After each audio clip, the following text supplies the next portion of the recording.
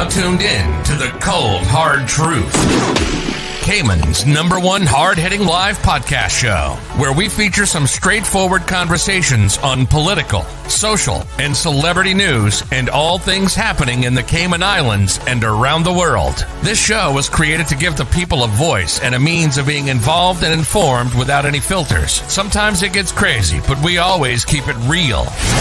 We bring you the tea, piping hot, so grab your favorite beverage and join the conversation via WhatsApp at 324-1612. Email tips at CaymanMarlRoad.com. Now, here's your host, Sandy Hill, broadcasting live from the beautiful Cayman Islands.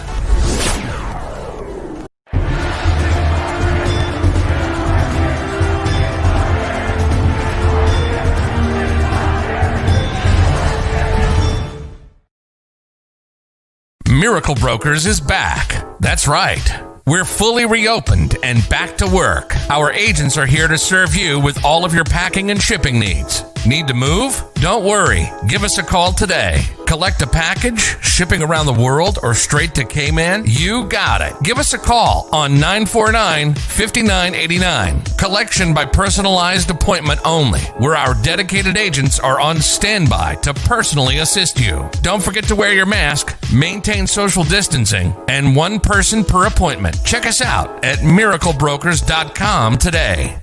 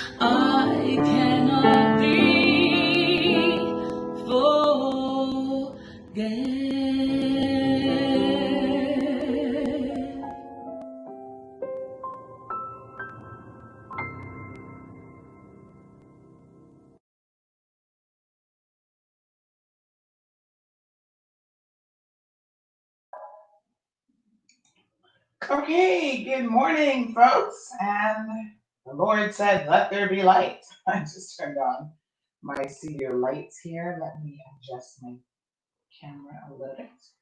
How are you guys? Let us have a look at who is here. Joy is the only person who has said good morning so far. Oh.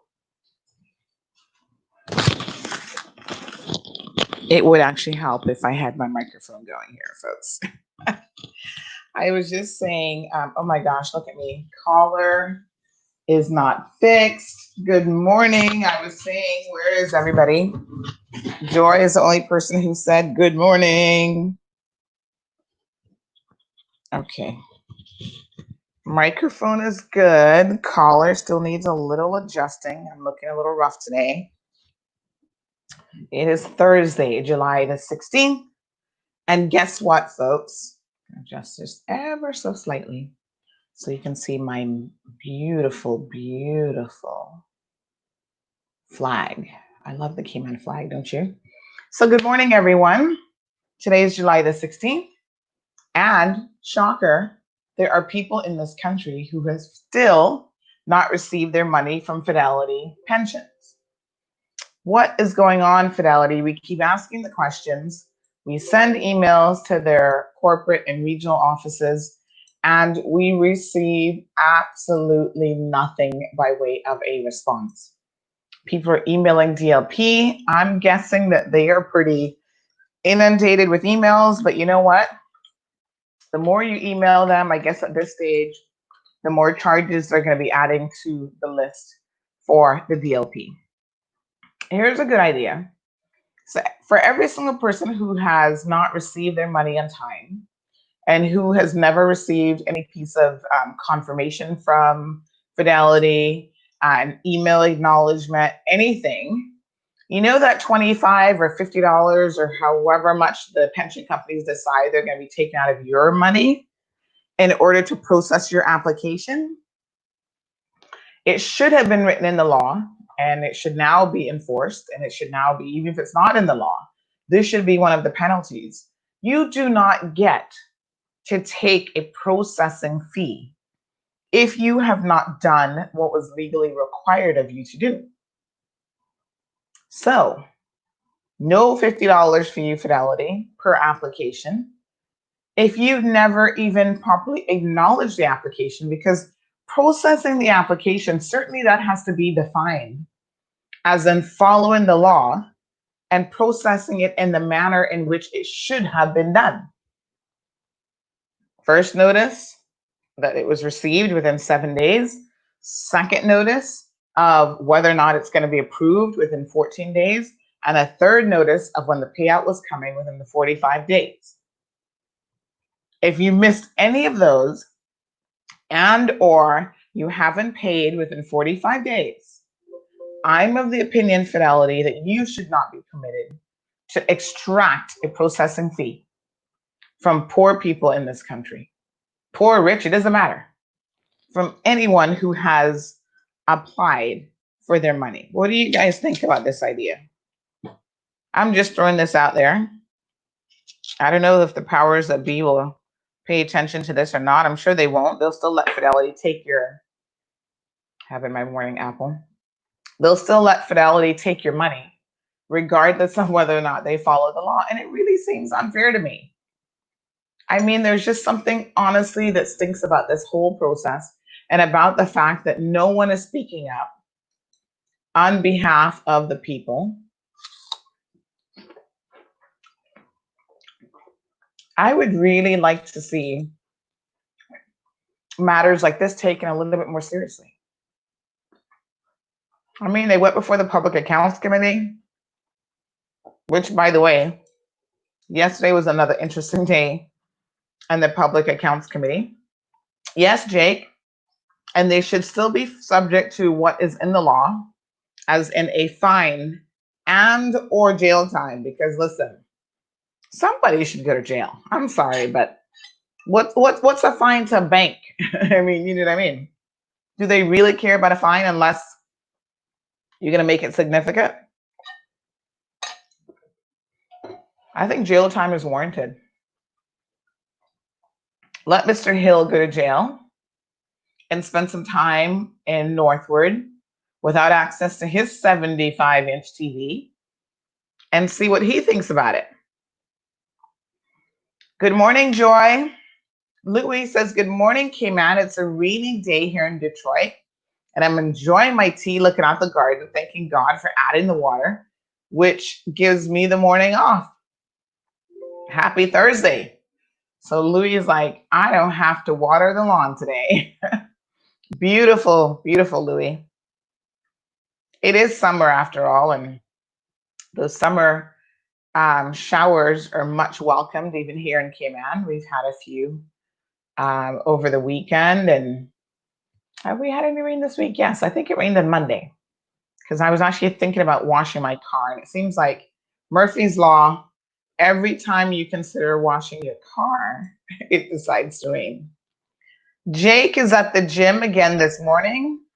Jake, I'm going to actually send you a message about where you can go to pick up your oh Lord, pick up your gift certificate. So I've just received an email that the judge in my trial advises that due to circumstances beyond his control, the delivery date of the verdict will be now August the 6th at 9:15 by Zoom.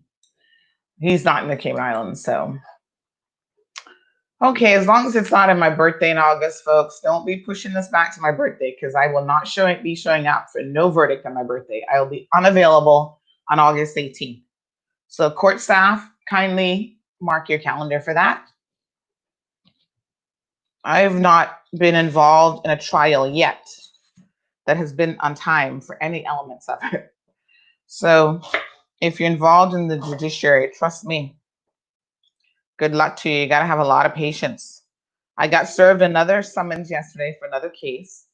That's sometime in August as well. So you know the DPP is coming at me with a vengeance in 2020. So there's actually three, including the Matthew Leslie case. There are three charges that they're trying to come at me with. Three separate cases, I should say. And next time, I believe I'll be defending myself because, boy, some of these lawyers are, what can I say? I can do a better job than some, and I'm not even a lawyer. But I slept at a Holiday Inn, I guess, the night before. I don't know. So, good morning. We're going to change Jake's name, but Jake, I want you to WhatsApp me because I'm going to tell you where to pick up that gift certificate from. Instead of saying Jake from State Farm, we're going to say Jake from the gym. That's our Jake. Annie, good morning to you. Hi, Tracy. Anna has joined us. Corrine from the beautiful district of West Bay. Rick from the beautiful district of Georgetown. Tania Brown. Tania, where are you from? What district are you watching us from today? Cecile is in the UK, or Cecile, are you still in Ireland? I think you had mentioned early in the week that you were in Ireland. Louis, tea time.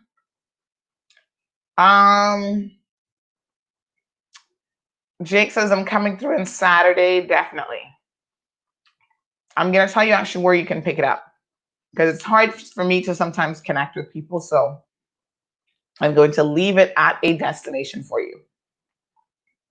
Alex says that pension payments under the National Pensions Amendment Law 2020 for eligible persons who apply, the pensions administrator shall within 45 days of receipt of the application issue the amount in the form of a check or direct deposit. Oh, we know, Alric. The administrator who does not comply with this is liable on summary conviction to a fine of $10,000 or to imprisonment for a term of a year or to both.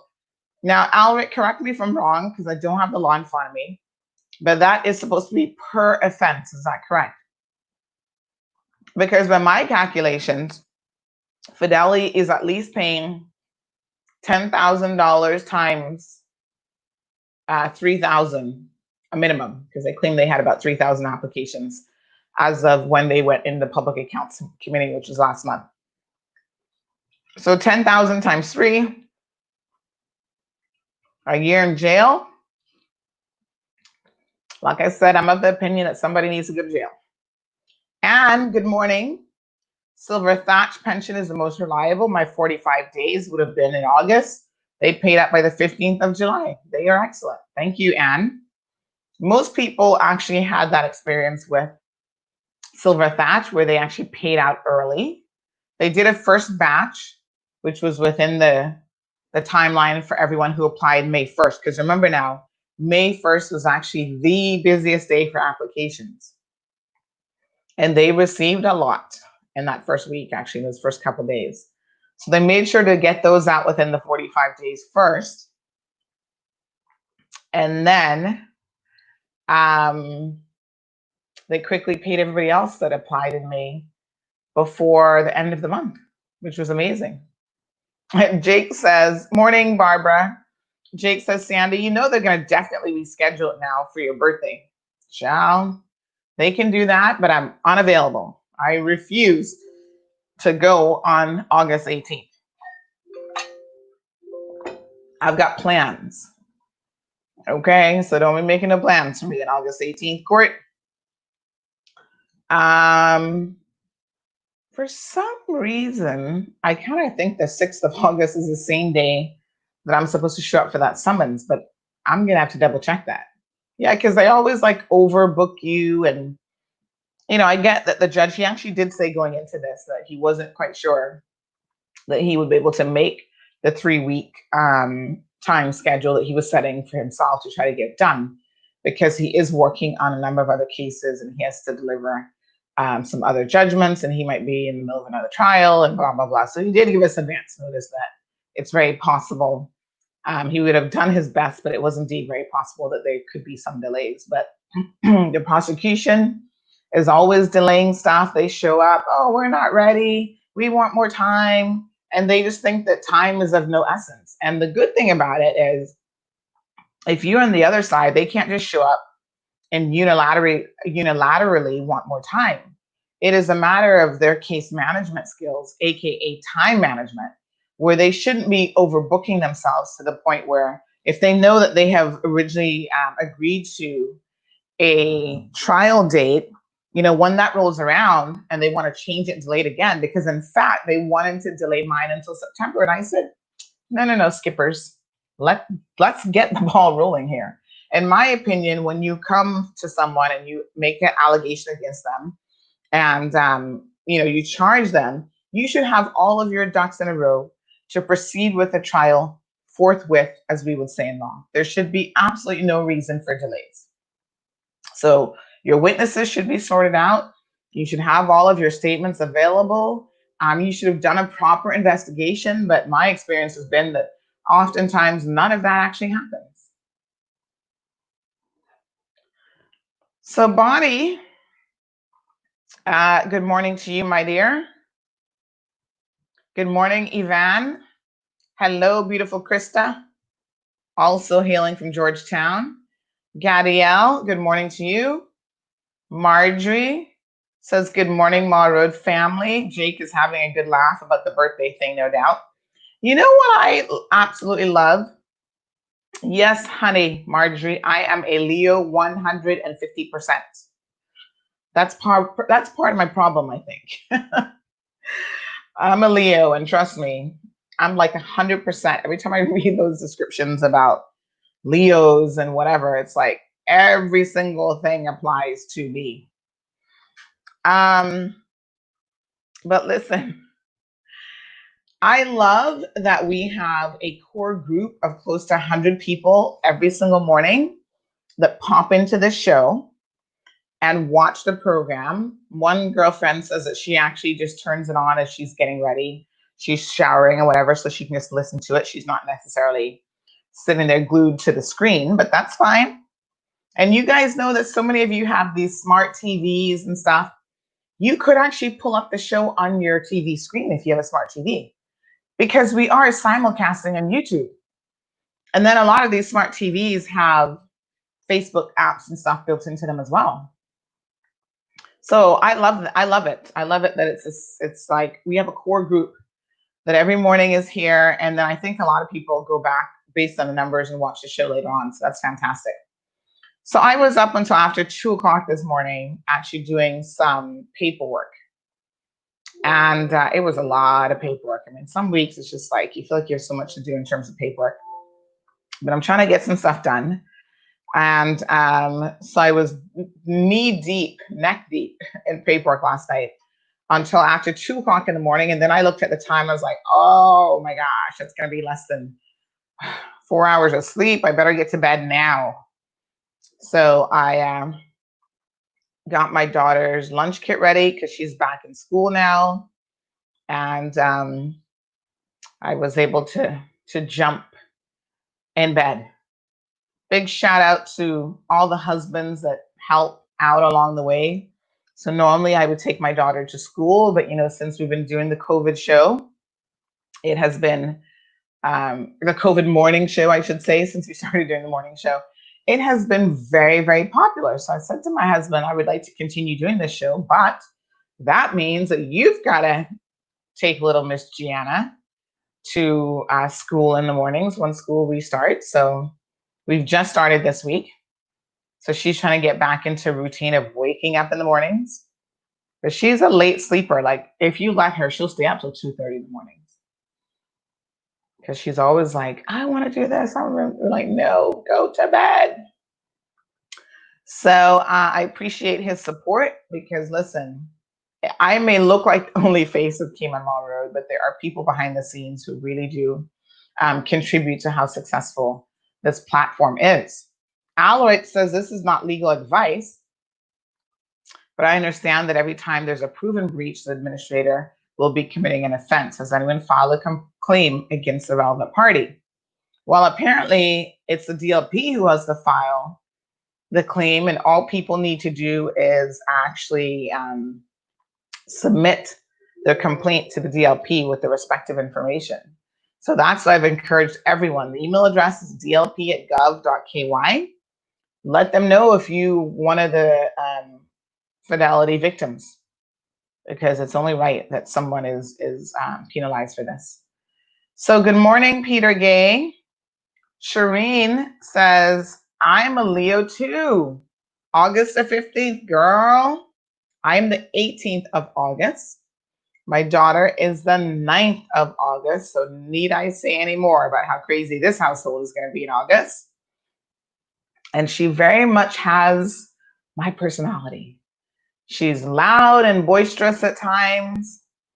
And she is also soft on the inside a lot of times. And yeah, she's a complicated woman, complicated little girl. Good morning, Sue. Hello, Morna. Just checking my other messages here.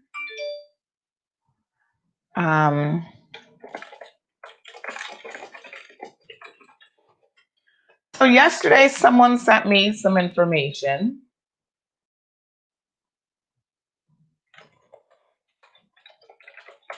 That they had some numbers that didn't quite add up. Oh, Corrine is also in August. Hey, girl. August the 9th. Well, that is my daughter's birthday, Corrine. So she shares a birthday with you. And that is also Tina Trumbach's birthday. So you always know people who share your birthday. In addition to that, oh gosh, here we go. July the 16th at 6:20. Okay, breaking news. There is a marine search and rescue. We get it first here on Cayman Mall Road. In the vicinity of Windsor Park, South Church Street, a disabled 12-foot vessel is inside the reef, drifting with no souls on board. No reported injuries, and the Coast Guard and Marine units are en route. This sounds a little suspect. 12-foot boat. Like maybe that's one of those canoe boats or something. I don't know. I'll wait to hear a little bit more on that. So if you're in the area of South Sound, folks, go out there, get CMR some pictures, let us know what's going on. So I was saying that, you always know people who share your birthday. So for me, my birthday is shared with David Dixon from the licensing department. He's head of licensing. And David and I both went to law school together. So I always make sure on his birthday to wish him a happy birthday. And there's somebody else as well. I am trying to remember who else shares my exact birthday, but there's a couple people. There are literally tons of people in the month of August that share a birthday. So we're all getting geared up now to have a little bit of celebration. But now that my daughter was born 9 days before me, the celebration is MAGA as we would say at best, because the funds have disappeared by then. Everything, all the efforts go into hosting something for her if we do anything at all. And the first 5 years, you kind of feel like with kids, you need to do something every single year. And then after 5, you kind of do like the increments, like, okay, we'll do a little small something every year, but like the bigger parties we'll do every 5 years. So when you're 10, 15, or 16 or whatever. Genevieve, good morning.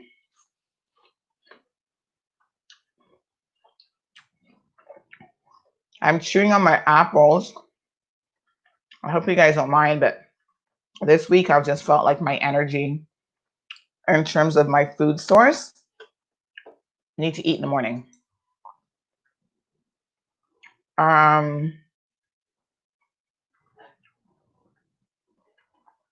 So yes, that's why I'm chewing, perhaps quite rudely in your faces. I'm sure that's breaking some etiquette rules somewhere in the world, and it's just not appropriate. So I beg your forgiveness in advance. So someone sent me yesterday some interesting information about the US. Now, I am no statistician or a mathematician. In fact, I really suck at math. I always have to double check and triple check when it comes to my numbers. And that's why I thank God for things like QuickBooks, where I don't necessarily have to think if I need to send someone a receipt. The thinking is minimal. And I am a little bit of an information junkie. So I do like statistical information. I do like analyzing information, but I don't necessarily want to do the number crunching because I don't want to be responsible for getting it wrong. So someone sent this to me yesterday, and they are claiming that in their book, the last two numbers are the most significant, right? So they're saying that the population of the US is that, the world population is that, total COVID cases is that in the US, which is about right. Total COVID cases the world over, that looks about right. Total deaths on both sides. And then the conclusions that they draw from that information, this is where I'm having a bit of an issue, because I know that I've seen nowhere else that this information is actually correct. So it's really the interpretation of the numbers. So they say that less than 1% of Americans have caught COVID-19. And then 0.17, which is less than 1% of the world has caught COVID-19. The other conclusion they make, so they're trying to say basically it's the same conclusion, less than 1% of the world, less than 1% of the US. The other conclusion they make is that the current survival rate for both the US and the world is 99.9%. So in one case, it's 99.96, and the other one is 99.99. Now, I don't know if that's actually accurate or not, and here's why I'm going to say that. Here's what we do know. So let me just get my numbers here. So we are at over 3.4 million cases in the US, 135,000 dead. But this is looking to do a comparison between the rest of the world. So give me 1 second here.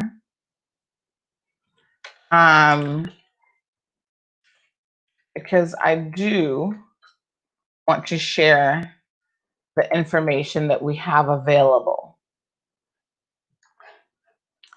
So this might have been as of yesterday's date, because obviously these numbers are being updated every day. But we know as of 11 hours ago, the US has set yet another new record of more than 67,000 new COVID cases in 24 hours. That is actually a significant number. If you guys remember, I mentioned that Dr. Fauci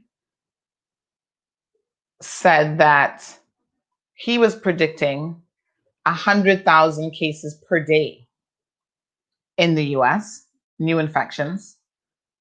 And that might seem crazy, but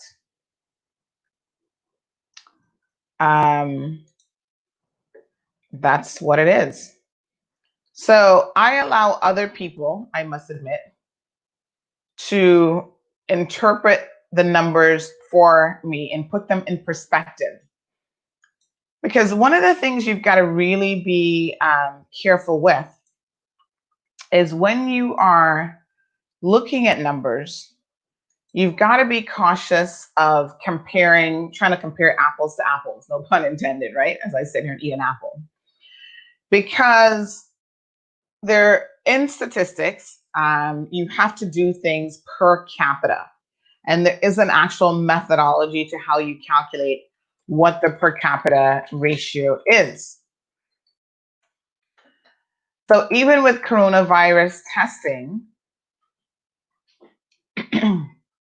there are people who will seek to twist the numbers in a way to make it look as though the US actually isn't doing that bad. And, Trump will make statements like he said early on, the US was testing more than anybody else. And that was actually not a true statement at all. The US was nowhere near testing as much as South Korea, for example.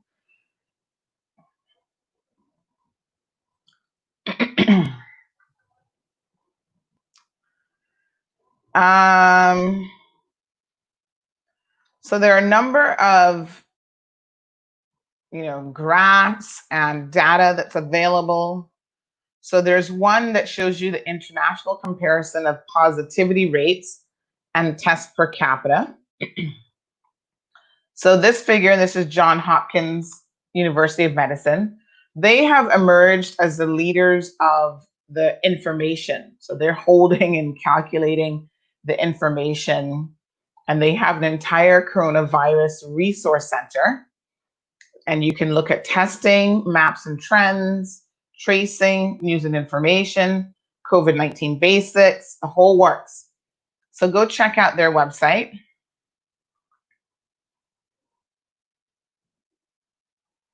So this particular chart now, this particular information shows the all-time average of each country's daily positives and daily tests conducted per capita. And they've got like a nice little graph. So now at this point in time, the US has conducted more COVID-19 tests than any other country. But that wasn't the case when Trump said it months ago. It was even close to being the case.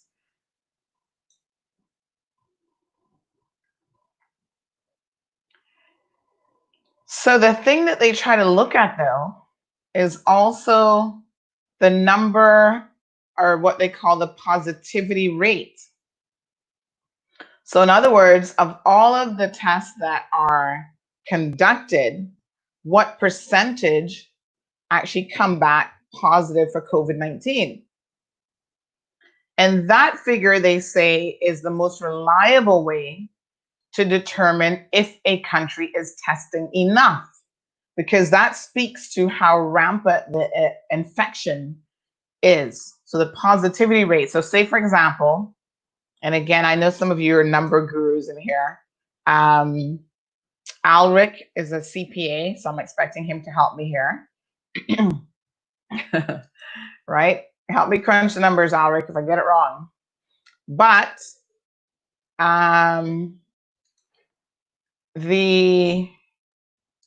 say you test 100 persons, and of the 100 persons, 50% are coming back positive. You would have lots of room for concern.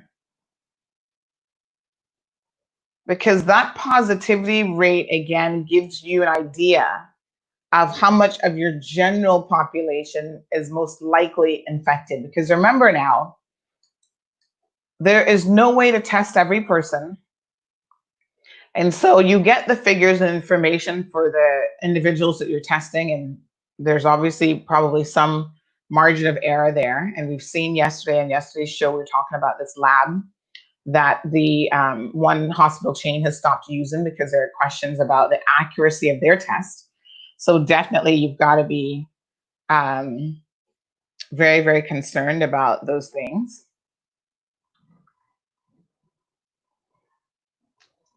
So the World Health Organization has issued guidance stating that governments who have a positivity rate below 5% for at least 14 days can begin relaxing social distancing measures. So that positivity rate helps to drive policy then on whether you reopen or not. Now, here's something of interest.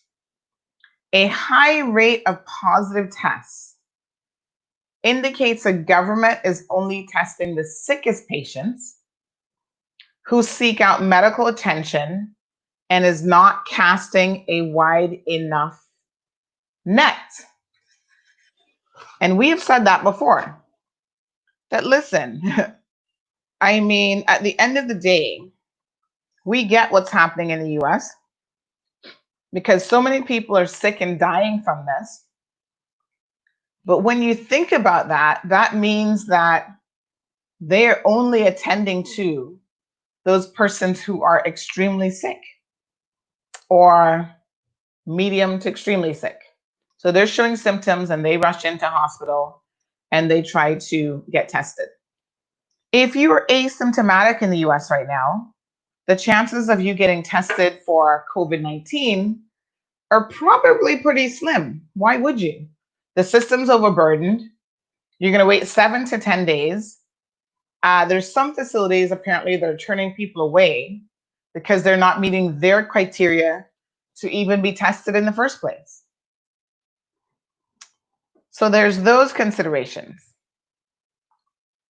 So in terms of positivity rate, what we have happening is the US is actually at 6.9%. Although they have the most daily confirmed cases, they're only at 6.9% in terms of their daily positivity rate. Peru is at 43.1%, but they only have 681 daily confirmed cases. Brazil is at 33.2%. And we know that Brazil is having a very challenging time at the moment. They are the epicenter outside of the US, I believe, based on most figures.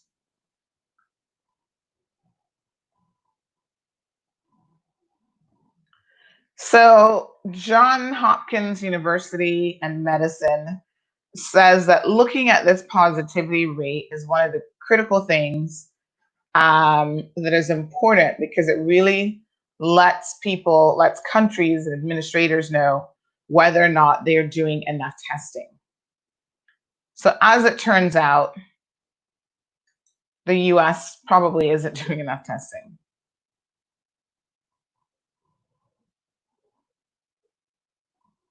So they have it broken down by state.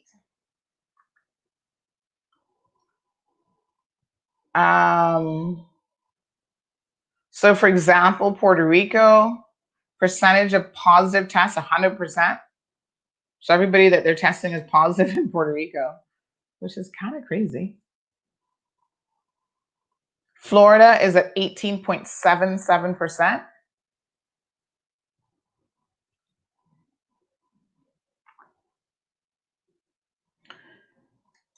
Now let's look at some information here. So if we are to believe the conclusions drawn in this, basically the conclusions are the US and the rest of the world compared to the rest of the world combined is on par. But that very method is flawed. right? So when you do stuff per capita, you're comparing the US to other countries in the world. You're not treating the entire world. It's not the entire world against the US, although the US might think that. So let us have a look at some real interesting comparisons. The United States of America has 4% of the world's population, but 25% of its coronavirus cases.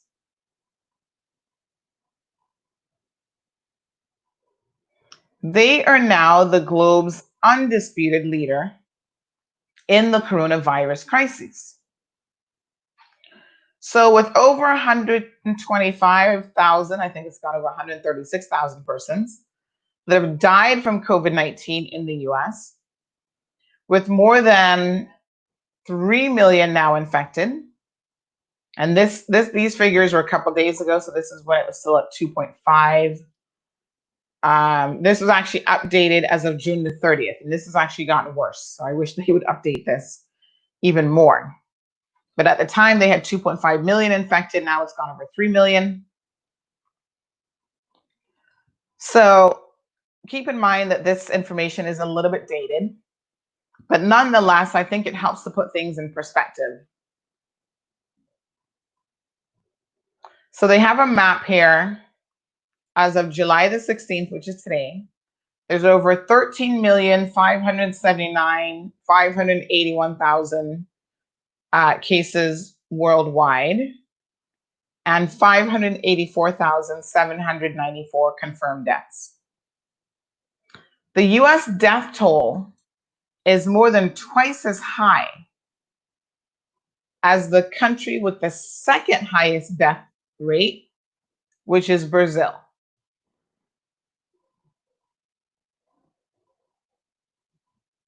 So let that sink in, twice as high as that of Brazil. South America has reported, Brazil has reported over 57,000 deaths, and I think that has gone up slightly now as well.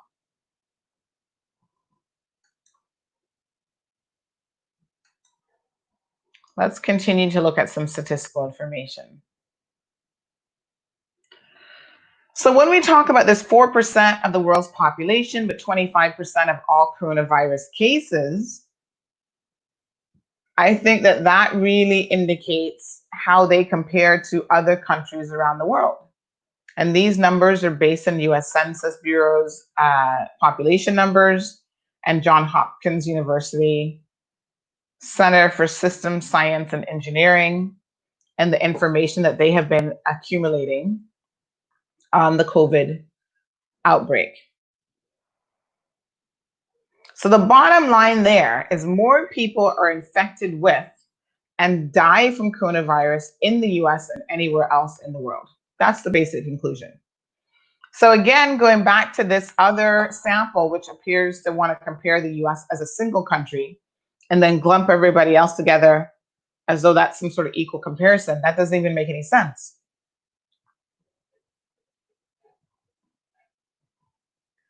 So there's a couple possible explanations for this disproportionate share of cases, of course.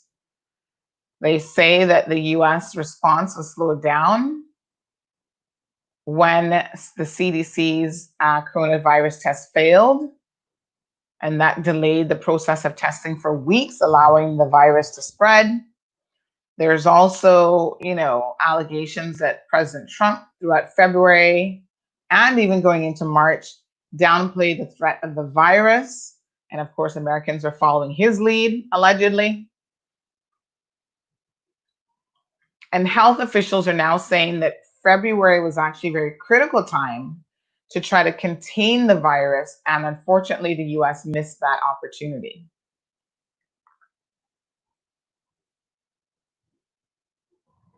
And Health and Human Services Secretary, somebody by the name of Alex Azar, warned in June that the window was closing. The window of opportunity, he said, is closing for the US to get the pandemic under control. And here we are in mid-July, and we see that that obviously is very much the case. Every single day, new records are being set, practically. So at this point, over 1,000 Americans were dying every day in the US from coronavirus. So an average of 1,033 people have died every day since the first known death in February. Again, that is Johns Hopkins University data as of June the 28th. Now, someone posted on Facebook, and I thought that this was an interesting point, about how do you determine what is a COVID-19 death? And some people basically said, how is it defined? So there is guidance from the CDC, because they were like, oh, well, everybody who's dying, because somebody said this on social media or some interview or whatever. And everyone who dies now, they're just blaming it in COVID-19, but not so fast. The CDC actually does have some criteria in place whether or not you can say that this is a COVID death or not. And there's also something called a provisional death count, and I think then they firm up those numbers a little bit closer.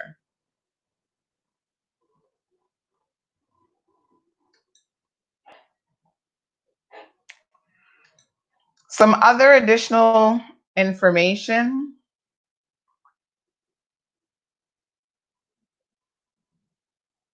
Nearly 80% of all deaths occur in people over 65, but younger people are now getting infected with this as well. 3% of deaths occur in people under 40. I think those numbers have probably shifted slightly in the last couple of weeks.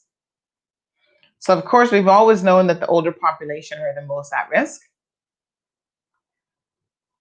And this is CDC information.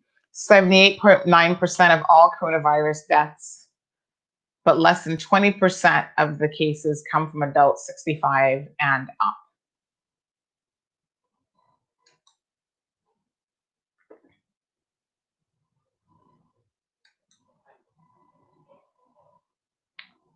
But as more people become infected, and there are more surges in cases in areas such as Florida and Texas, Americans ages 18 to 29 are accounting for almost 18% of coronavirus cases now. And this was again at the end of June. Now here's a reality checker. I mean, this really made me pause. I was like, could this be right? This is so weird. But more Americans have died from coronavirus than in 4 wars combined. So if you combine the number of people that died in Vietnam, the Korean War, Iraq, and Afghanistan, you actually have more Americans that have died as a result of the coronavirus combined, when you combine all those wars, which is like, whoa, that's a lot. In Vietnam, they had over 58,000 people that died between 1959 and 1975. The Korean War, they had over 37,000 that died between 1950 and 1953. Iraq War, which is 2003 to 2011, they had over 4,400 Americans have died. Afghanistan, they've had over 2,300, that's from 2001. And they still are counting the death toll for the Afghanistan war, because I guess they consider that that war is not actually over. And so you combine all of those, and the COVID-19 deaths so far still outpace all of those.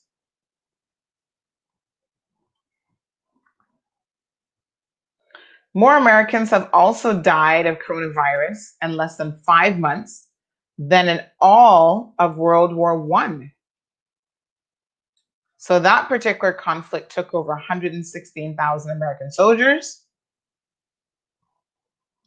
But here we are just 5 months into COVID, and it has definitely surpassed that number. Now, this is the part that really, for me, is the scariest of all. I want you guys to listen to this. The US has probably only counted about 10% of its coronavirus cases. So this is the director, Robert Redfield of the US Center for Disease Control and Prevention. He has said that the US has likely missed 90% of people infected with coronavirus. So you've got over 3 million officially diagnosed. And we have said this, though. We have said that all of the graphs have basically said, listen, whatever numbers you get, multiply that anywhere from 5 to 10 times. Because we know that there are, again, a lot of people who are not being tested, that are asymptomatic, et cetera, who can't even get a test done, who may be dying anyway. And so all of those factors would lead them to believe that the infection rate is actually way higher than what's being reported. And so the CDC agrees with that position. They also say the lag in reporting is due in part to limited testing during the first phase of the pandemic. But the more testing they do, the more it becomes clear that a large percentage of those who tested positive had only mild symptoms or no symptoms at all.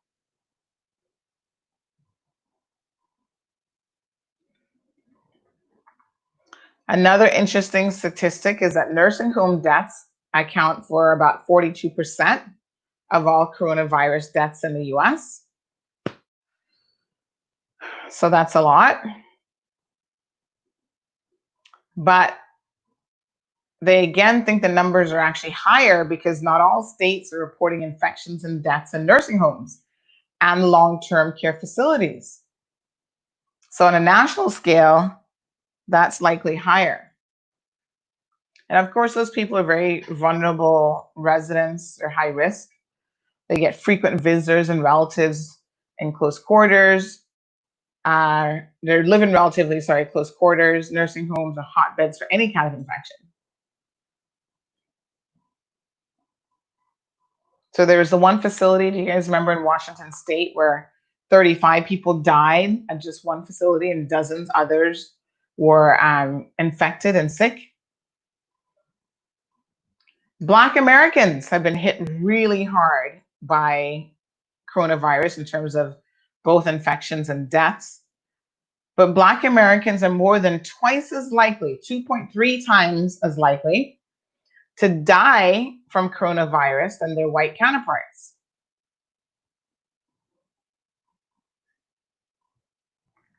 So this is from the American Public Media Research Lab, which says that roughly 1 in 1,500 Black Americans will die from the virus. And this is considered a disproportionately higher rate because they only make up 12% of the US population. And they are accounting for about a quarter of all US COVID deaths.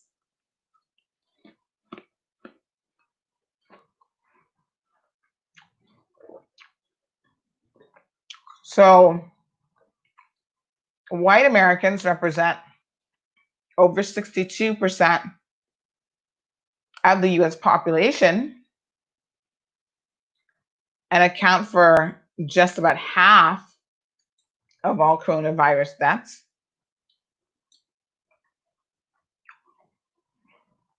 Versus the 12% of African Americans that account for 1/4 of all deaths. So it's a significant number there. Employment numbers are through the roof. The US economy has had its worst quarter since the 2008 recession. And they continue to say ... and the worst isn't over. They're expecting it to get worse. A staggering 36 US states reported a rise in cases. We know, of course, Florida has new records. I think they've got over some ridiculous number now, 15,000 in a day or something. And so the numbers are continuing to climb. So the CDC breaks down a lot of information by age groups, by race and ethnicity.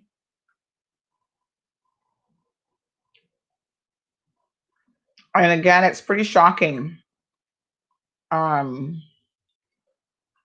what's happening here in terms of the death rate, percentage of cases, and the people who are actually dying from it.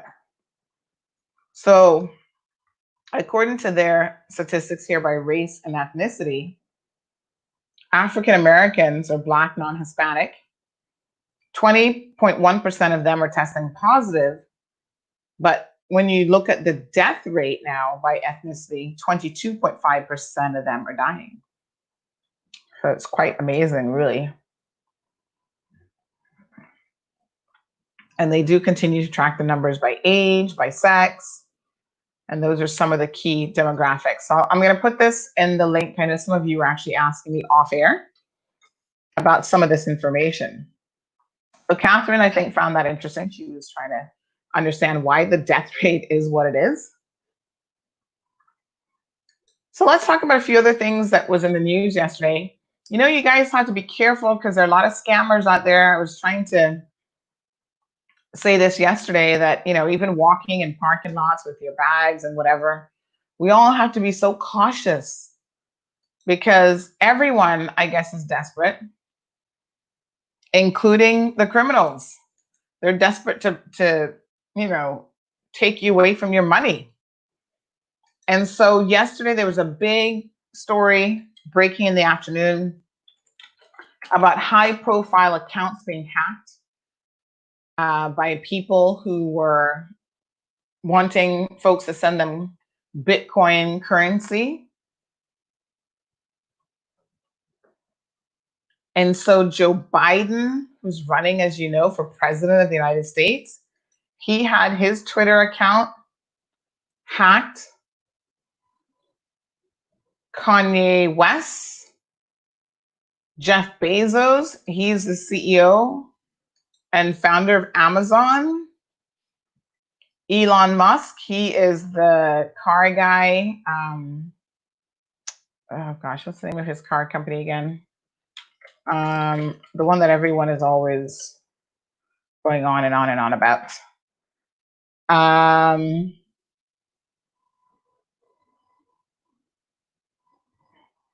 So he's an engineer, industrial designer, technology entrepreneur, and philanthropist. And he is best known for, help me out here. Well, there's SpaceX, but the car is called Tesla. Okay.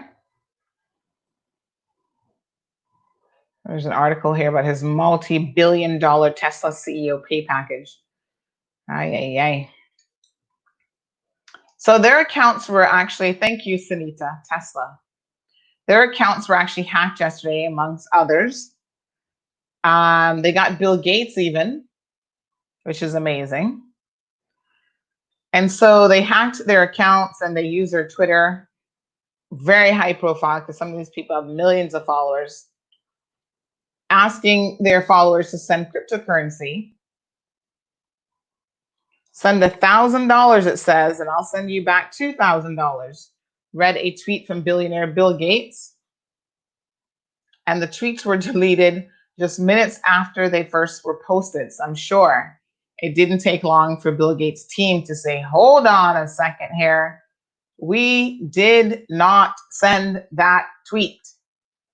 Our account has been compromised. But I think what's so incredibly interesting about this is that so many high profile accounts were actually commandeered. And in fact, Apple made the list as well. So they're calling this an unprecedented Twitter attack. Major companies and individuals have been compromised in one way, a spreading and confounding hacks the platform has ever seen. One of the most, widespread and confounding hacks the platform has ever seen. all in service of promoting a Bitcoin scam that appears to be earning its creators quite a bit of money. Twitter says they don't know how the hack happened or even to what extent their systems may have been compromised. But here's a more comprehensive list. Accounts including President Barack Obama, Joe Biden, Elon Musk, Bill Gates, Kanye West, Michael Bloomberg. What? Apple.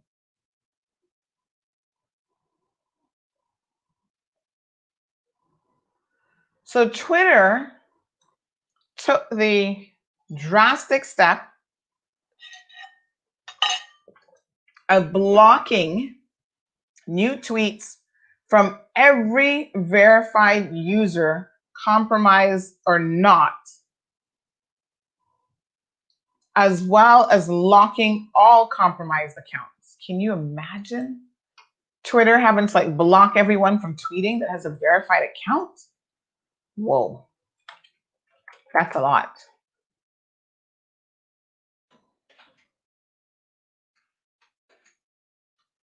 That is a lot of work for Twitter.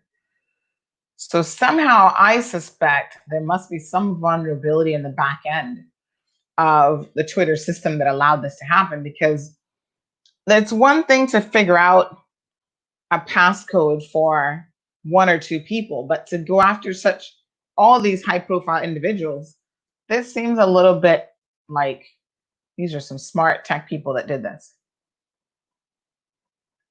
So Twitter says that it won't secure access to their owners until we can be certain that we can do so securely. So you won't be getting any from Barack Obama, et cetera, for a bit. Aha, here we go.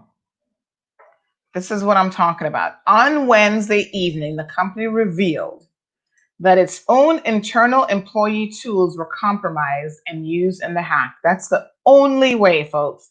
And I'm not professing to be a tech guru, but I know enough to know enough, right? This had to be an inside job, as they say. It's not like they just use software to randomly guess the passwords for all these accounts. That would have been near impossible to do.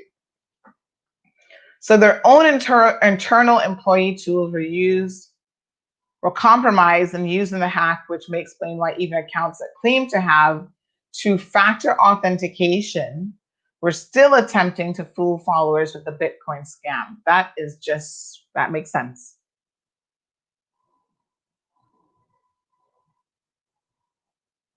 So although the takeovers appear to have subsided, new scam tweets are posted to verified accounts on a regular basis, starting shortly after 4 p.m. yesterday. And that lasted for a few hours. Twitter acknowledged the situation after more than an hour of silence, finally writing in its support page at 5:45 p.m. We are aware of a security incident impacting accounts on Twitter, and we're investigating, taking steps to fix it. We will update everyone shortly. Now listen, we live in the world of technology.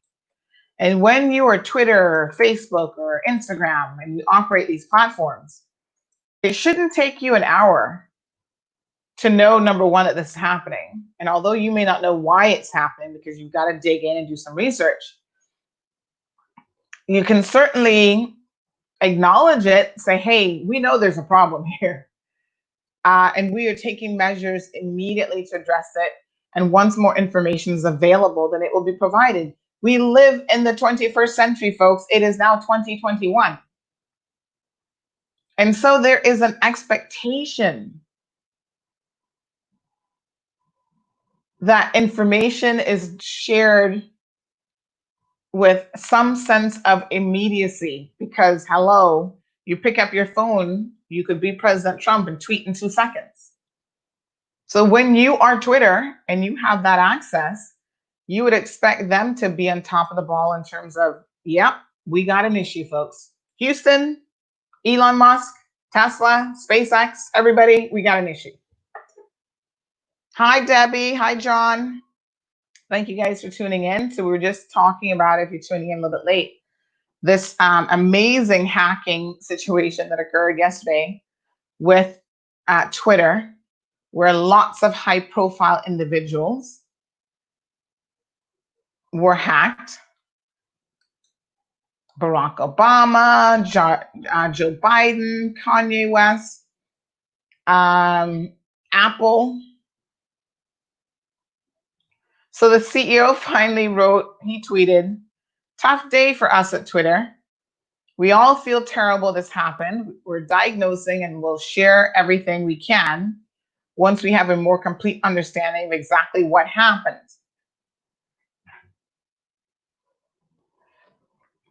Product Chief Kayvon Beckpour also released a public statement in his personal account, said that our investigation into the security incident is still ongoing, but we'll be posting updates at Twitter support with more details soon. Well, hopefully they don't hijack Twitter support. So listen, at the end of the day, it started with Tesla's CEO's account first. So that was compromised by a hacker. Microsoft co-founder Bill Gates was right behind. Again, they posting information with an identical Bitcoin wallet address. I don't know why people are trying to buy into this whole cryptocurrency and Bitcoin. The hype about it, I think, has subsided quite a bit. But not only has the hype subsided, like the people who are supposed to become millionaires, I can't tell you the number of local persons like, you have to buy into this, invest in this, and and I'm looking at it going, this looks like a Ponzi scheme to me. It is an MLM, which is a multi-layered, whatever the heck they call it, where the person at the very top only becomes successful the more people at the bottom, that's why it's called a pyramid, that they get to buy into this. So the base has to be wide for the top person to make any money. And they make money by getting gullible people to believe that this is going to be something financially viable for all of them. And the more of those people they can convince to buy into all these schemes, the better. The Bitcoin bubble has burst, folks. There have been so many cryptocurrency scams and companies set up with the sole intention of getting investor money and it going nowhere except to fatten the bank accounts of these founders of these different programs. So one of them was a lot of people locally were into it, and every 2 seconds they were on their computers like checking. It's almost like the stock market. It's the Bitcoin investment market. Oh yeah, it's up this much. And you were at the salon and they were like pulling it out of their handbags and showing you how rich they were going to become, and they were going to become millionaires and you should buy into it and blah blah blah. Show me one millionaire or even a couple 100,000-aire in the Cayman Islands. Nobody got rich off of that. Whatever program you bought into, you lost your money. And so when people are trying to convince me this is a good idea, listen, I have done in my lifetime a very deep personality profile. One of these days I will share some of it with you. But it actually said that I am a very difficult person to pull the wool over my eyes. You can't fool me very, very easily. And in fact, this personality profile goes back for years before I think I did this one back in maybe 2014 or before, 2013. I'm actually gonna pull this up. I haven't thought about this personality profile in a while. Now I don't want you guys knowing all my secrets, okay? So it's an 18-page document that looked at a number of factors about my personality. It's super interesting. I gotta tell you guys, like if you're into this kind of thing, It is very, very interesting. So it talks about my agreeableness, like it looks at different factors and how I'm best described as. So listen to this. I'm just going to share a little snippet of this because you might find this interesting. So the first bit is introduction to agreeableness. So it tells you what that means, right? So it describes your interaction with other people, the ways we communicate our feelings, beliefs, and ideas to others are influenced by our cultural backgrounds. Okay, the way that we were raised, and sometimes which side of the bed we get up on in the morning. Some of us are very mindful of others making decisions we hope will be in their best interests. And if sometimes that means neglecting our own interests, then we will do that. Others of us believe that every person should be responsible for themselves, taking deep pride in our own character and independence with a firm belief that others are best served by doing the same. So the following describes how you engage with others, illustrating the dimension of your personality that determines your independence or your desire to reach out and touch others in a meaningful way. So my classification was I am best described as taking care of others and taking care of yourself. So I'm a very balanced person, I guess, and this part of my personality. So it says that words that describe you are fair, considered, collaborative, responsive, sensible, diplomatic, sometimes, contemplative, indulgent, and rational. It says a general description of how others react to you, right? It says you are important, full stop. I don't know about that. So are other people. So this is how interaction with others, especially if they are in trouble. And this really does describe me. I mean, and I've always kind of known this about my personality. And funny enough, I was just saying to a girlfriend of mine yesterday that I'm always trying to like rescue people, sometimes from themselves, a lot of times from themselves. And what I discovered as I got older and I matured, that I didn't want that in my personal life. So when I was in relationships, I sometimes entered into relationships because I was trying to rescue that person. I mean, personal relationships like dating and marriage and stuff, right? So I'm trying to rescue that other person. Then you get tangled up and the feelings get all mixed up. And so at some point, I discovered that I do that so much outside of my personal relationships that I didn't really want that to be the domineering factor or component of my personal relationship. And so I had to really work on making sure I could effectively do that. And it's funny that I'm reading this now because I haven't read this in many, many years. And that is definitely true. So it says that you have a tender heart, but you know how to establish and keep personal boundaries. Well, now I sure do. You are empathetic and compassionate, but you also believe that it's best that people solve their own problems and learn to take care of themselves if they're able to. You are deeply moved by the needs of others, but you know that if you don't take care of yourself, you'll wind up being of no use to anyone else. So yours is a thoughtful compassion. You strive to be fair and sensible, taking care of others while also taking care of yourself. When someone really is in trouble, you like to collaborate with them towards a solution. They do their part and you do yours, and you consider carefully and respond in a sensible way. If they do their part together, you can move forward and through the difficulty. And then it goes on to talk about, it says you seldom act impulsively. Rather, when a problem arises, you take your time to think through the situation.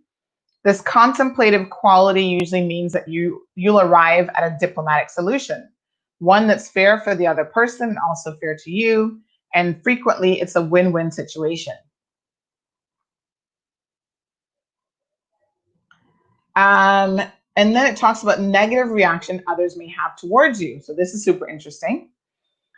For people who are ruled by tender-hearted compassion, your more diplomatic response to problems might seem too cool, too focused on fairness, and not filled enough with sympathy and selflessness. For them, when someone's life is on fire, what is needed is not collaboration, but rescue. And the person who experiences their life on fire may resent the time you take to contemplate. They may say, I need you and I need you now. This isn't about fairness, it's about the fire. All deliberate speed may seem too deliberate and not fast enough, either to the person in need or to the more compassionate.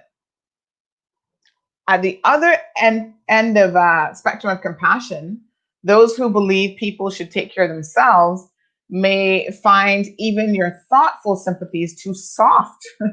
They expect people, themselves included, to work their way out of trouble, and they're convinced that the helping hand you lend, just fosters dependence and not good for the development of character, either in you or in the persons you assist. So it's interesting. So all of this goes on some more actually about this particular part of your personality, but it talks about a bunch of different things about agreeableness, and it looks at some key personality markers. So it talks about social awareness as another key component. And I want to get to the part that talks about openness, whether I'm curious or contented. Needless to say, I think that when it said to me, introduction to openness, so this is really about how committed you are to the ideas and beliefs that govern your thinking and guide your behavior. So some people trust their current ideas and beliefs the way a climber trusts the mountain. Whichever way they move, whether they climb in a familiar trail or over new ground, that's something solid beneath them. Others, new ideas, new solutions to old problems, new beliefs, replace tired convictions. So when it did my assessment, it says you are very curious, and this is true. This is why I am good at probing. So it says intellectual, creative, imaginative, artistic. I haven't developed my artistic side as much as I'd like, but unconventional, inspired, daring, and progressive. These are some of the words that used to describe me. But I do know Caymanians would say, and this explains to a certain extent Cayman Mall Road, because we dig. We want to know what's going on. Right now, we're digging into this boat that sunk. We were going to try to do a fundraiser yesterday, only to find out that publication raised more questions than answers. So we are looking at the situation because there are a lot of questions.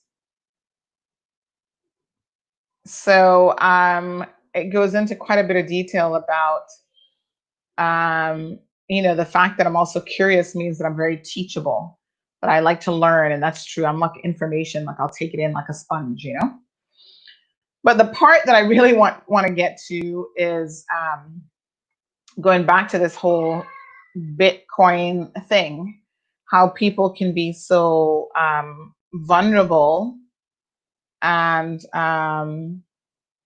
gullible.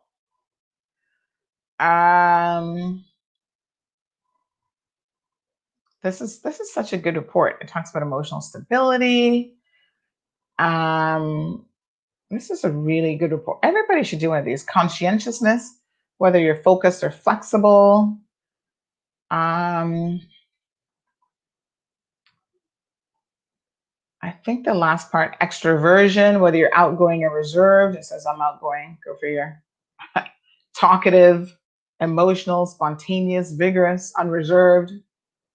Yeah, those are some pretty good words to describe me. But it talks about, I think it's under this section that it talks about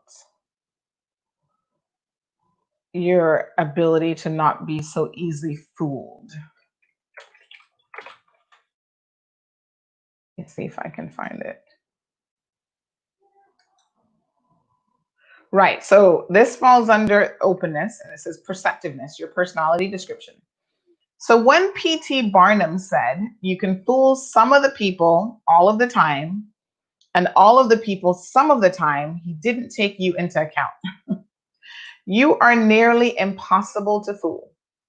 You quickly pick up on the difference between someone selling an honest product and a peddler hawking the current rendition of snake oil. You aren't fooled by some photo opportunity posing as an important moment or your partner's subtle, twisted logic to explain why they arrived late to the restaurant or the credit card bill didn't get paid. Barnum didn't get it. You are nobody's fool.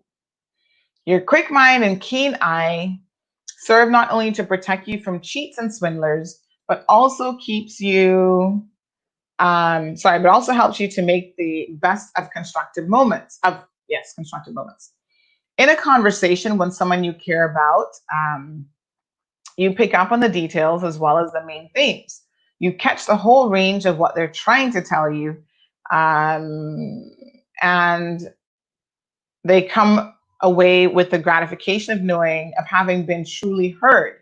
In the complex environment of your work circumstances, you can juggle lots of information about a variety of projects and keep all the balls in play. Because you pay such close attention, seldom do you drop an important bit of what's going on. Even out among them in the public sphere, you seem to catch on not only the obvious meaning of events, but also the nuances.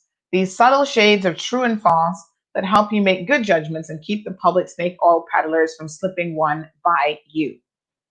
And then it says, not often, but once in a while, you'll get fooled. Maybe you weren't paying close enough attention, or you didn't think it was a moment of enough importance to keep your mind's eye open. Nevertheless, you wound up with your pants around your ankles or some elixir in your glass that wasn't as advertised. Learn from it. Even the most benign circumstances deserve your best attention, so you can be of use to whomever you are attending to, and you can deny the next Barnum satisfaction of fooling even almost never fooled you. So I think that is why this is sort of an interesting thing, right? I have never invested in any of these schemes. I remember back in the day when they had the what was the one with the remember the one with it was a vitamin company, Herbalife or something. There was that when I was in university. People are trying to, get on Herbalife. This is the next big thing. It's like they always get repackaged as some new product or some new wave, but it's always the same thing.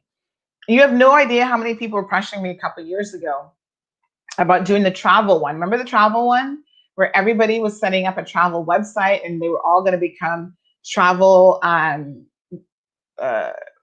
agents and travel bookers, and it was all this money to be made in the world of travel. And yes, join in now, pay you hundreds of dollars. I was like, people, seriously, no, this isn't the same. Let me tell you why. Okay. Bitcoin, same model, just a new and different end product, but the model was the same. Pyramid, MLM, the scam is the same. So I've not been victimized by any of those because I don't see the merit. There's another one with some like software thing. People are like going to meetings at the Marriott and Hyatt and all these hotels. And there was a local person who actually I think made a decent amount of money off of it because they were able to convince so many people to invest because I think they truly believed in the product. So when they spoke about it, they spoke with conviction. And yes, you need this. I can't remember what it did. It was some kind of, I can't even remember what it was. But I know I'm recalling the person who was investing in it and recruiting all these people. And where are they now? Where is that business, by the way? That person who is a civil servant, I haven't heard anything about that business in years. Whatever happened to it? Do you guys remember what it was? I can't even remember the exact details of it now. But they were getting people by the hundreds to meet them at local hotels and buy into this. And so, of course, as the local kind of top person here, they were directly benefiting from all of these people buying into it. So, Sanita, we may find it shocking. Maybe you have a similar personality to me where it's hard to fool you. But yes, we may find it shocking that people are still falling for these types of scams. Debbie admits that she almost fell for it. She almost invested. Hi, Lisa. Good morning. So maybe it just depends on your personality, how likely you are to invest and to get involved in these things. It's kind of like, remember the lady, the local lady who was soliciting money for this baby, and turns out that whole thing was a scam, and she's been doing it for over 20 years, either claiming to be adopting a baby or having a baby or whatever. When the person first sent it to me and they said, "Oh, Miss Sandy, can you look into this if this is true?" Like literally, I looked at it for 10 seconds and I said, "Lady," the person who sent it to me, I said, "This is fake. But let me do some research and tell you why. On looking at it, my gut is this is not real, because there's just certain things that pop out to me right away." And I said, "But let me dig a little bit more. Let me ask some questions, because I know that some of you won't believe me when I say I have a really good sense about these things. You're going to want your hard, cold proof. And I have no problems giving you that." And sure enough, when we started digging, this girl is like, her and Matthew Leslie and a few other scammers on Island are part of a club, the Let's Scam People in the Cayman Islands Club. That is why someone like Matthew Leslie gets under my skin, and why I expose him, John Felder. It doesn't matter who the person is. It's the fact that they make a living off of being deceptive and perpetrating what, in my opinion, is fraudulent behavior and fraudulent activity. And the sole goal of these individuals is to separate you as a hardworking person who gets up every single day and works extremely hard from your money. Speaking of hackers, listen to this story now. My Lord, it just never ends. It's literally just popped up on my phone 3 minutes ago. This is a live update. Russian hackers are trying to steal vaccine research, intelligence agencies say. Wow, that's Trump's friends trying to steal his own research. So Russian hackers have been using spear phishing and malware to target US, Britain, and Canadian groups to try to steal whatever vaccination intelligence they have, because of course everyone is trying to find a coronavirus vaccine. And God knows if the Russians get their hands on it first, it may not be available to the rest of the world. So this is just coming in now. So this is the US and British and Canadian governments have joined together and said this is what's going on just this morning. And they said this is opening a dangerous new front in the cyber wars and intelligence battle between Moscow and the West. The National Security Agency said APT29, the hacking group known as Cozy Bear, which is associated with Russian intelligence, has been taking advantage of the chaos created by the corona pandemic and targeting healthcare organizations seeking to steal intelligence on vaccines. Wow. So there are scammers and hackers the world over, folks. You have got to protect yourselves. Be more diligent about what you believe. Just because something is in print, just because something is on social media, doesn't mean that you should believe it. It's like this post. Pick sense from nonsense, folks. Try to read and understand what people are actually saying to you. Because to me, if it don't make no sense, and like I said, I'm not a mathematician, but if it don't make no sense, it just don't make no sense. Okay? And there's some people, this is another reason why I'm not a conspiracy theories kind of person. Because I do pick stuff apart. I do question things. And I look at it and I go, that doesn't make any sense. And I've got a few acquaintances, they're always sending me fake news and everything they get, off of some website or some, people are circulating foolishness.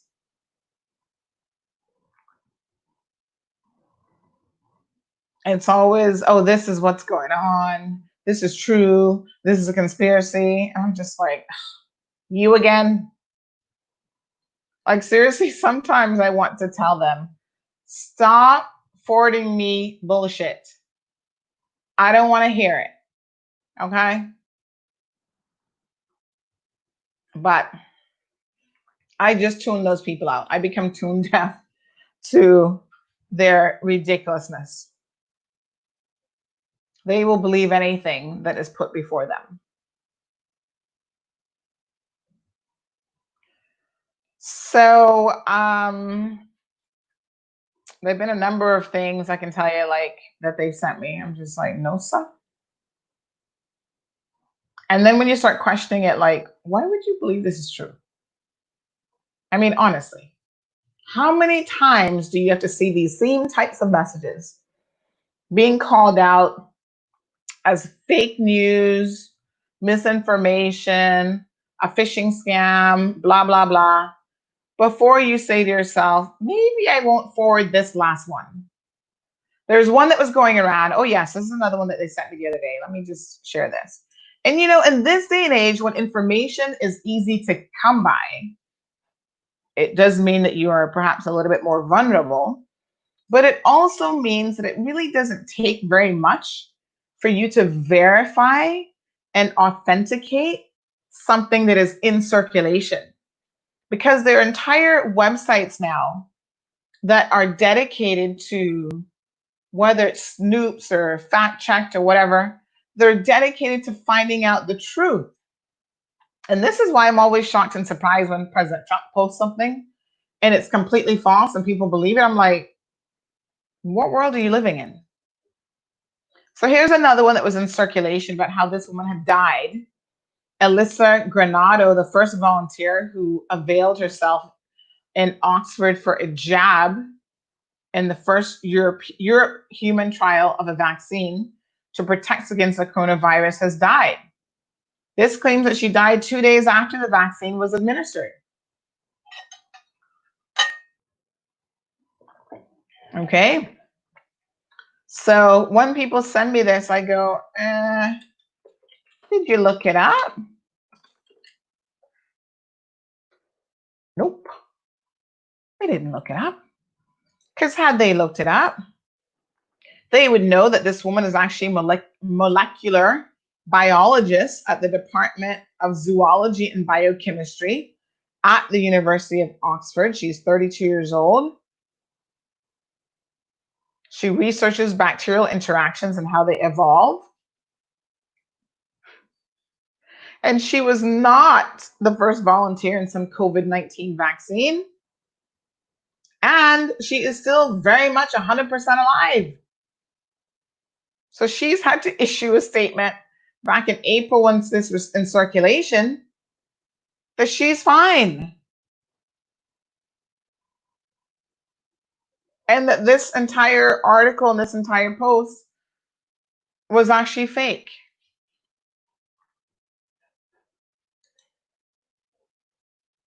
So they took a picture of her and, added their story to it.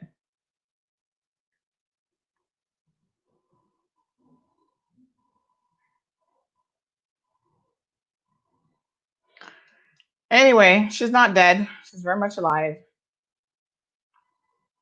She had to take to her Twitter page back in the end of April. And she's like, nothing like waking up to a fake article on your death. I'm doing fine, everyone. And she's even done a video saying, I'm alive and well, because the conspiracy theorists would be like, oh no, that's not her posting on Twitter. That's somebody else. Now, listen, we've all made our mistakes. Listen, we almost killed off a little old lady the other day.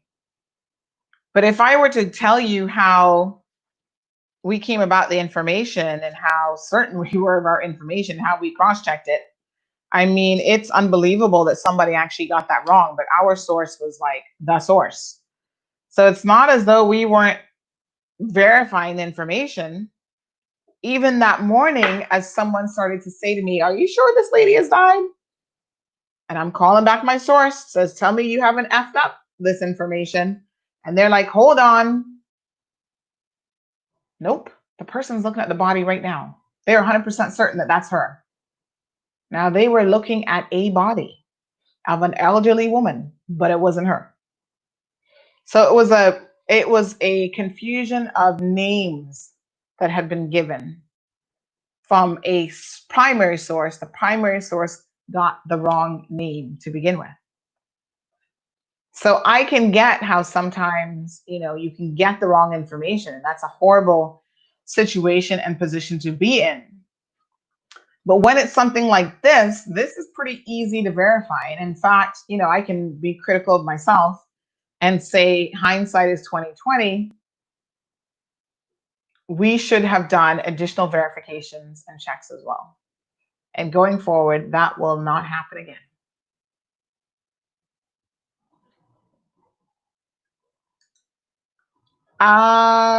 Sunita says most people get their news from Facebook, and that's scary. Well, it is a source of information, just like Twitter, Instagram. Most of us are getting, like, we're scrolling through a timeline and we are seeing tons of information becoming available to us. But then you've got to click on those links and really read it. So it's not so much about getting the initial information.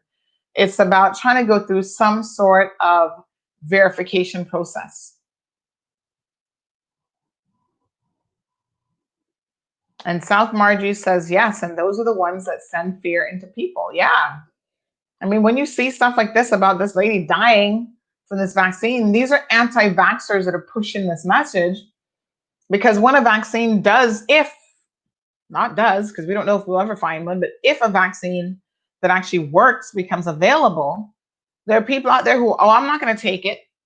This is Bill Gates. He's trying to inject me with God knows what. And they've got all these conspiracy theories that they're working with. And the sad part about that is, at the end of the day, if a successful vaccine does become available, it will only work if we use it. If we don't use it, what's the point? People have wasted millions of dollars on a vaccine that will be of no use to anyone. Thousands of research hours and trials, clinical trials, and blah, blah, blah. But if you've convinced a large portion of the population that vaccines are bad for them, you can then see,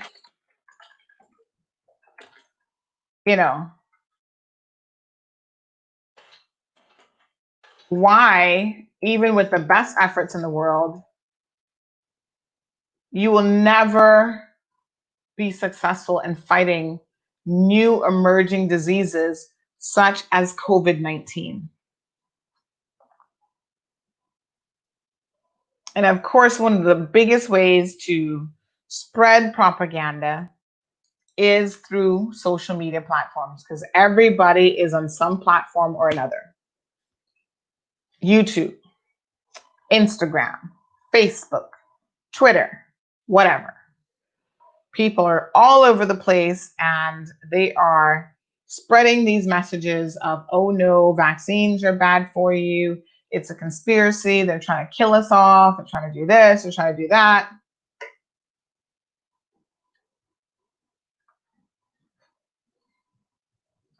There's an article here about the Whole Foods checkout aisle is an anti-vaxxer's paradise. At the checkout aisle at the grocery store. Because apparently there are magazines and stuff that are sold at the checkout aisle that promote anti-vaccination talking points. So there's one titled MMR Vaccine Causes Autism, which isn't true. That has been disproven so many times.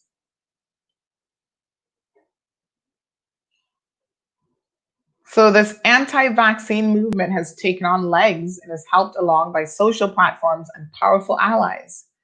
If the anti-vaxxers knew how they were being used by individuals seeking to get rich, they would actually probably be quite surprised. And to think that Whole Foods, which you think of as, representing health and wellness and is actually carrying these types of magazines in their store. I mean, obviously it's free speech, but they're talking about unsupported homeopathic therapies as non-toxic alternatives to vaccination. This link between the MMR vaccine and autism has long been debunked. And yet people refuse to read the proper information, the proper research data for themselves. They're going to just be like, no, no, no. Well, I read a story where 4 kids in California all went to the same school and got cancer because of a 5G tower. Have you also read the follow-up story where the parents, although they initially claimed that that's what they thought, nothing to support it, but that is what they thought was the position, that some months later they changed their own narrative and said, no, we think the cancer was caused by the drinking water and contaminants in the drinking water. So which is it? Is it 5G or is it the drinking water? At the end of the day, you don't have evidence for either one. I mean, statistically, it is difficult to believe that 5 children in one school could all have very rare cancers and there not be a connected link. So everyone is looking for that connected link. And in that process of looking for the connection, they just kind of make up anything. I mean, there are people who are part of social media groups, anti-vaccination groups, that are injecting children and treating children with all sorts of alternative medicine.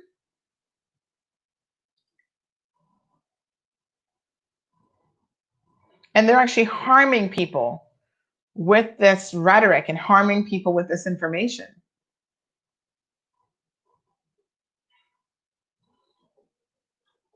You know, some platforms like Facebook have started now to really try to crack down on these groups because they recognize the danger of it after children have died. And so if they become aware of them and aware of how their platform is being misused, they are shutting them down. Even the New England Journal of Medicine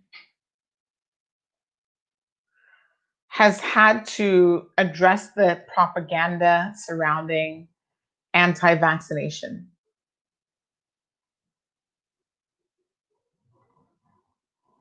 There's a lot of research on this, folks.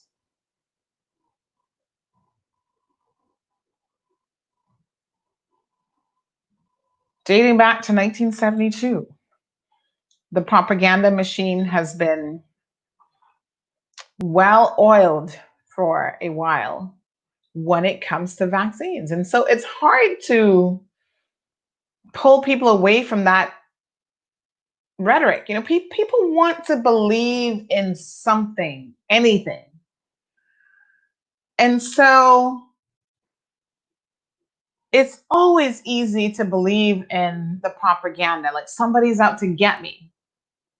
Just this week, it's human nature, I personally believe, for most people to want to believe these things.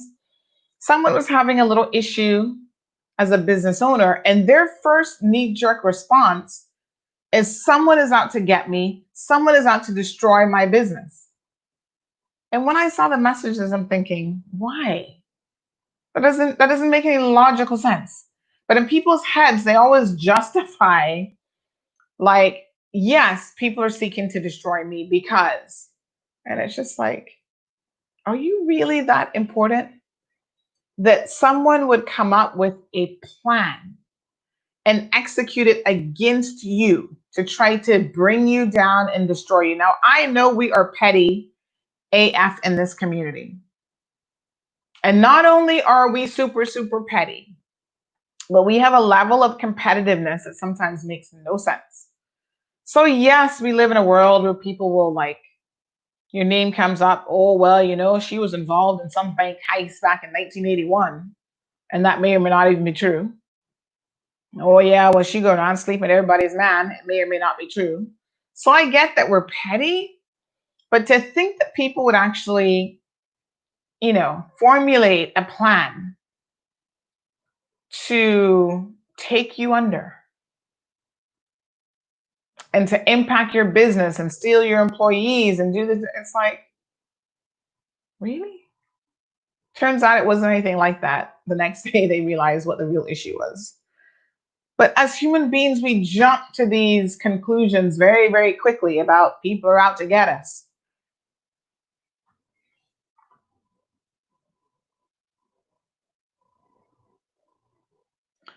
So, people are happy to cuss Big Pharma. And the irony of Big Pharma is that Big Pharma is now why most of you are living in your 80s, because it's not like you're really taking care of yourselves, right? We're not eating right. We're not exercising. We're not taking care of our psychological well-being. We're popping a pill. So, we get diabetes because of our lifestyle, because of things that we want to eat, because of the extra weight surrounding all of our organs, the visceral fat that's killing us. But we prolong our lives a very long time by using Big Pharma. And then on the other hand, when Big Pharma wants to develop a vaccine and whatever, we're cussing them.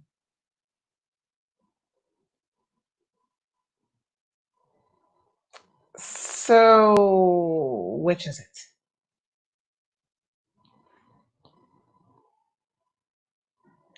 The truth of the matter is vaccines have saved millions of lives.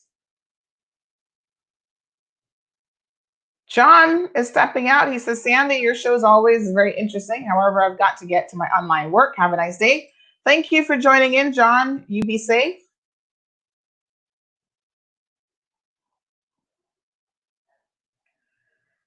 Vaccines have saved millions of lives the world over.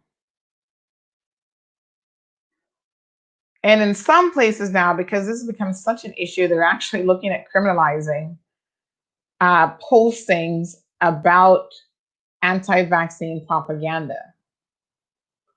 So this is in the UK. Because it has become that dangerous that the Law Commission is now looking at potentially criminalizing the very posting of such information. Because there will be people who are going to believe it no matter what. Now listen to me. There is no doubt that the Tuskegee experiment, for example, in the US, where African American men were subjected to being the test subjects of clinical trials without their knowledge or permission, that happened. Things like that do happen, without a doubt. Because a vaccine and truth can't be developed without somebody getting it tried on them.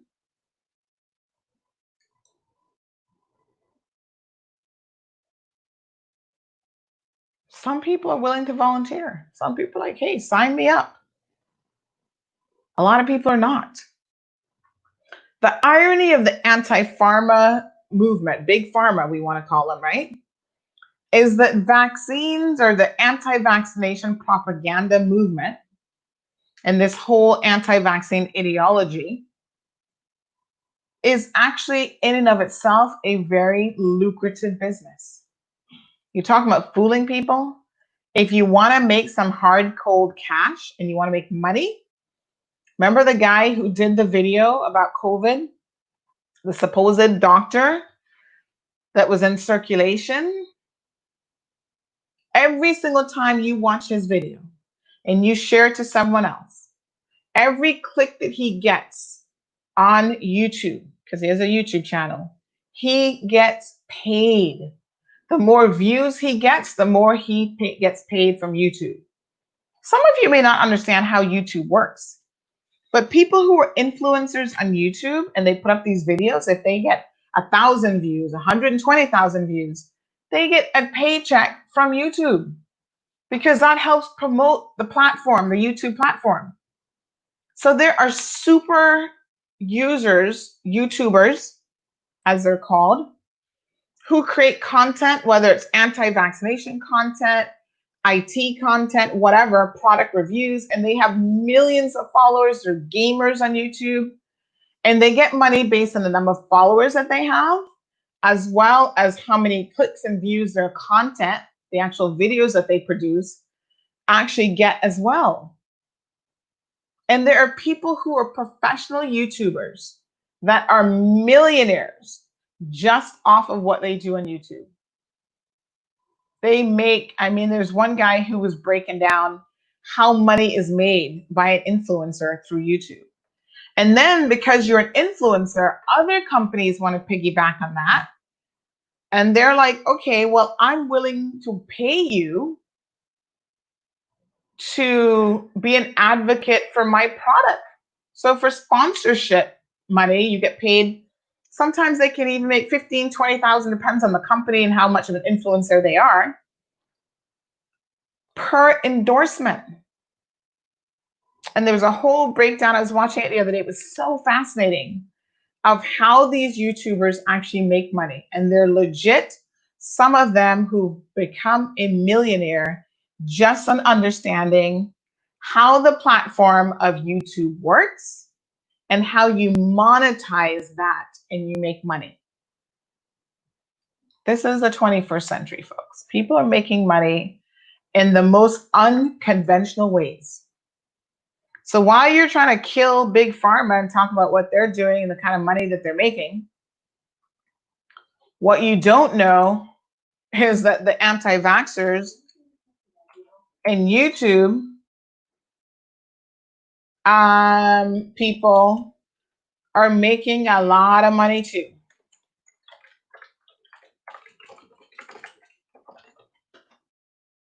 So educate yourselves and be aware. And I would say question everything. The lack of scientific understanding and what we call science literacy that was propagated, especially during the Bush administration. So everything, there's like this whole anti-science movement. Oh, don't believe anything doctors are telling you. Don't believe anything, the experts are telling you. Instead, there's an ulterior motive.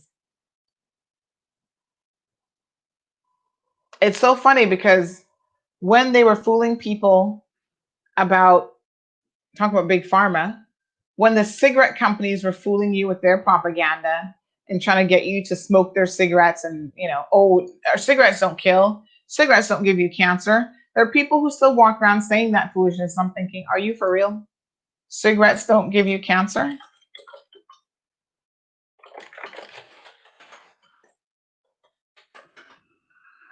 Okay, then. How has vaccines saved millions of lives? It's eradicated smallpox, almost eradicated polio, but of course the anti-vaxxers are helping to undo a lot of this work. And nearly eradicating more than a dozen other diseases in the United States of America alone. Measles was declared eliminated in the US in 2000, but again, because of the anti-vaccination movement, it was reintroduced into communities with low vaccination rates. These diseases are horrific and horrible. Measles, mumps, rubella. That's what the MMR vaccine stands for. People, just go look it up. You don't have to believe a single word I have to say. I am aware that there are rogue countries around the world that will allow experiments to be carried out on you, and they will do things all in the name of money. But more so than ever in the world that we now live in, where information is readily available to all of us, It is irresponsible of every one of us to put out information out there without having done the proper research. And here we are at Cayman Mall Road saying that. And we get the space that we operate in, and we understand. In our case, we admit that, hey, we don't get it right 100% of the time. And we're telling you that if you read an article on CMR, take it with a grain of salt, except that it is 97% accurate.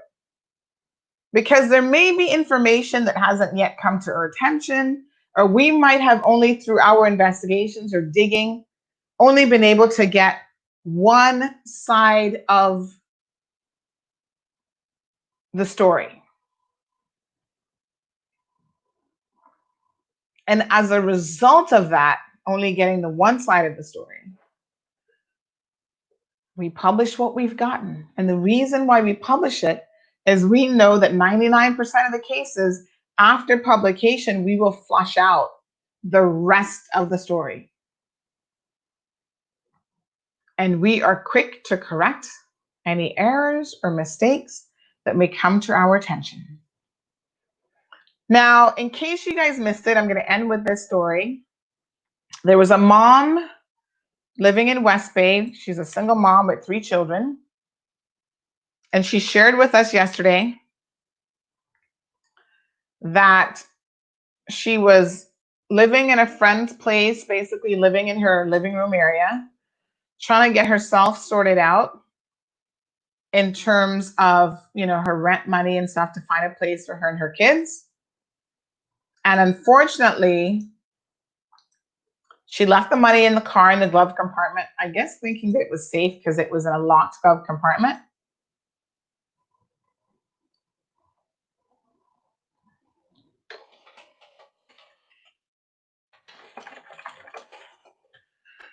And somebody went into the car, broke into the car, and stole the $2,400. So that was her deposit money and her rent money. So she is asking for anyone who may have any information on who may have done this. It is the Birch Tree Hill area of West Bay, to please come forward and help her recover her money back, because she really needs this place for her and her kids to have their space and some semblance of normalcy. And so it's unfortunate that there are people amongst us who will do these sorts of things. And I'm begging you, do not, under any circumstances, leave money in a vehicle. Don't leave your handbag, your passport, your credit cards, any kind of money. Don't leave it in a vehicle, nowhere in the car.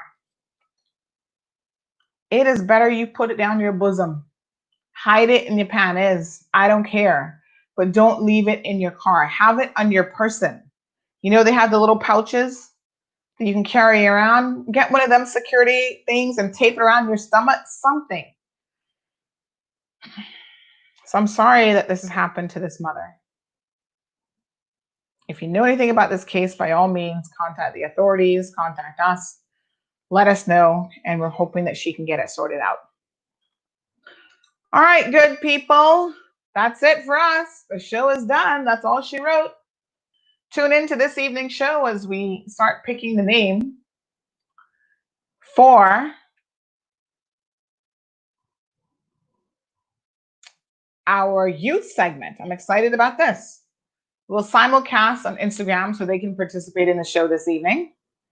But yes, let's pick a name for what will be the new and hopefully wonderful youth-focused forum talk show for the young people in our community. Have a beautiful day, folks. I'll see you this evening at 7 p.m. Thank you for tuning in to another edition of The Cold Hard Truth. Make sure to check Facebook for showtimes and more information and the latest news at CaymanMarlRoad.com. Subscribe to our IG and Facebook pages to get the latest happenings.